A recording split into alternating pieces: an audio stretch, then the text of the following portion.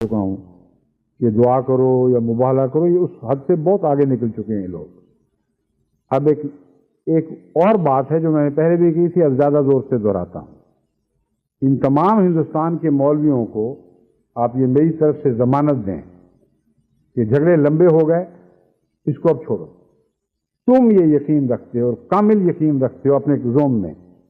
کہ مسیح ابن مریم زندہ آسمان پر موجود ہیں،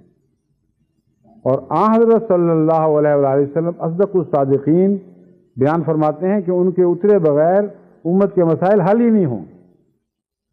وہ اتریں گے تو یہ ذلت عزتوں میں تبدیل ہوگی، وہ اتریں گے تو مسلمانوں کو ایک عالمی غلبہ نصیب ہوگا۔ یہ دو باتیں ان پر خوب کھول دو اور کہو کہ پھر مناظروں میں کیا پڑے ہوئے ہو، جو اصل مسئلہ ہے اس کے حل کی طرف توجہ کرو۔ اس صدی کے گزرنے میں اب چند سال باقی ہیں۔ میں یہ وعدہ کرتا ہوں کہ تم سب مولوی مل کر اگر کسی طرح مسیح کو اتار دو صدی سے پہلے تو تم میں سے ہر ایک کو 1 کروڑ روپیہ دوں گا، اور 1 لاکھ کا پہلے میں نے شاید اعلان کیا، میں کہ وہ دن ختم ہو گئے، اب تو صدی ختم ہو رہی ہے، مجھے جلدی پڑی ہے، اس لیے فیصلہ کرو 1 کروڑ روپیہ ہر مولوی کو۔ دیوبند میں پتہ نہیں سینکڑوں ہزاروں مولوی تیار ہوئے ہوں گے، میں ان سب کو دوبارہ یہ چیلنج دیتا ہوں۔ میں نے کہا اعلان کر دو کہ ہر اس مولوی کو جو یہ دعویٰ ہی کر دے کہ میری کوشش سے اترا ہے اور میری دعائیں مقبول ہوئی تھیں، میں بحث نہیں کروں گا، ان کی بات مان جاؤں گا، 1 کروڑ کی تھیلی ان کو پکڑائی جائے گی۔ بعض دفعہ ہوتا ہے کہ دعا کی کسی نے، پتہ نہیں کس کی قبول ہوئی، اور دعویٰ کوئی کر بیٹھتا ہے۔ بچپن میں حضرت مسلم موت کے ساتھ اس دفعہ سفر کرتے ہوئے قادیان جاتے ہوئے بٹالے سے ڈرائیور نے کہا کہ پیٹرول ختم ہو گیا، رات کا وقت تھا، ہمیں ختم ہو گیا، میں نے کہا ہاں جی ختم ہو گیا، قادیان بھی نہیں پہنچے گا، اس کا سوال ہی نہیں نظر آتا، جو سوئی ٹچ کر رہی ہے آخری بٹالے سے اس لیے نہیں بھروایا کہ رات کا وقت تھا، وہ دکان بند ہو چکی تھی، پیٹرول پمپ 24 گھنٹے نہیں کھلا کرتے تھے۔ حضرت مسلم موعود نے فرمایا کہ دعا کرو کہ اللہ اسی پیٹرول میں ہمیں قادیان پہنچا دے، جس کی دعا مقبول ہوئی اس کو میں 1-2 گیلن کا پیٹرول تحفہ دوں گا۔ 2 گیلن کا ڈبہ ہوا کرتا تھا، اب پتہ نہیں کس کس نے دعا کی، میں بھی لگا رہا، لیکن بھولا نہیں۔ قادیان جب پہنچے تو میں نے شور مچا دیا کہ میری دعا سے قبول پہنچے ہیں، مجھے دیں۔ اب حضرت مسلم موعود نے جھگڑا نہیں کیا، یہ نہیں فرمایا کہ تمہاری کیا حیثیت ہے، میں بھی تو کر رہا تھا، کہا ٹھیک ہے میں وعدہ کر چکا ہوں، 2 گیلن مجھے پیٹرول دلوایا، تو میں بھی اسی باپ کا بیٹا ہوں، ایسا ہی وعدہ پورا کروں گا۔ ہر مولوی دنیا کے پردے میں جہاں کہیں ہو، ہندوستان کا تو خاص طور پر پیش نظر ہے، وہ مسیح کو اتار دے آسمان سے، دعائیں کر کے گیریا ازاری کر کے جو چاہے کرے،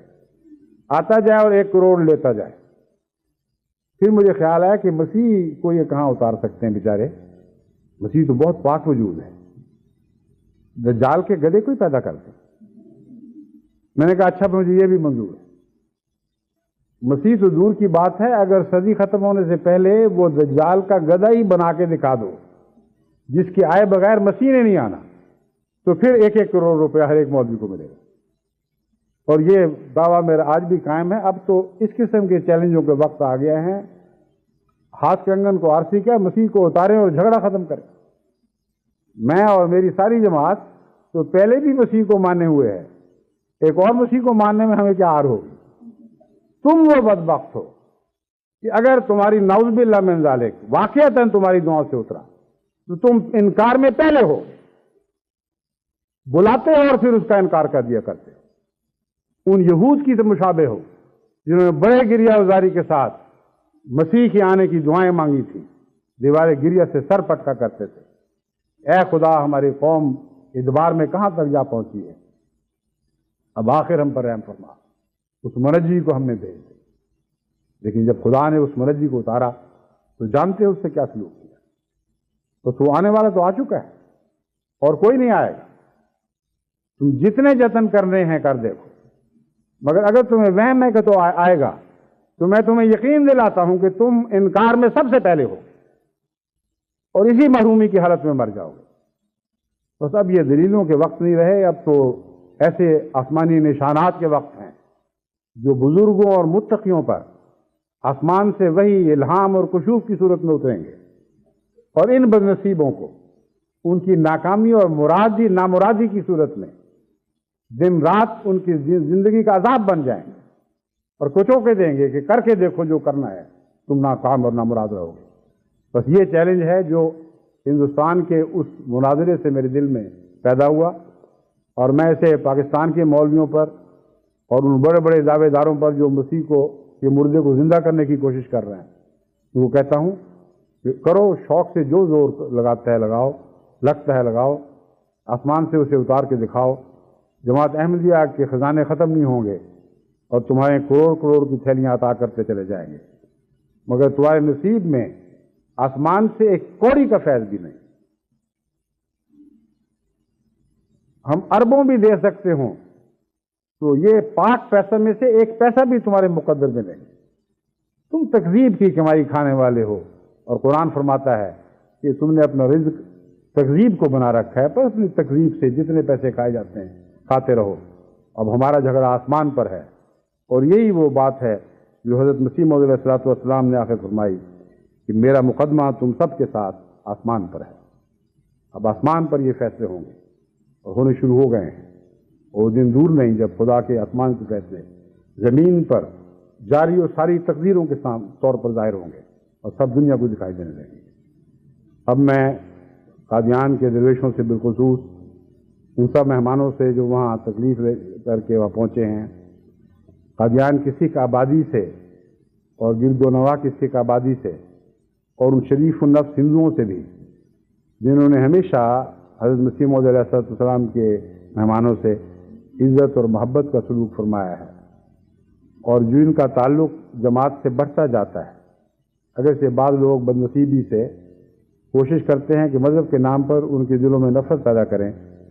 مگر خدا نے ان کو یہ سعادت بخشی ہے کہ یہ تعلق ان کا بڑھ رہا ہے، اور وہ اپنے گروؤں کی سچی تعلیم پر قائم ہیں کہ مذہب کے نام پر کسی سے دشمنی نہیں کرنی، بلکہ خدا کے نام پر پیار اور محبت ہی کو نشو و نما دینی ہے، ہر طرف پھیلانا ہے۔ بس ان سب پاک لوگوں کو جو دل میں پاک ہیں،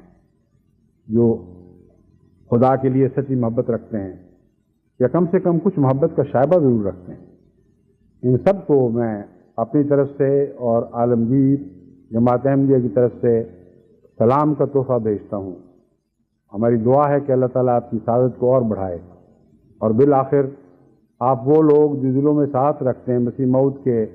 اس شعر کے مصداق بن کر آپ کی صداقت کی گواہوں میں شامل ہو جائیں کہ جس کی فطرت نیک ہے آئے گا وہ انجام کار۔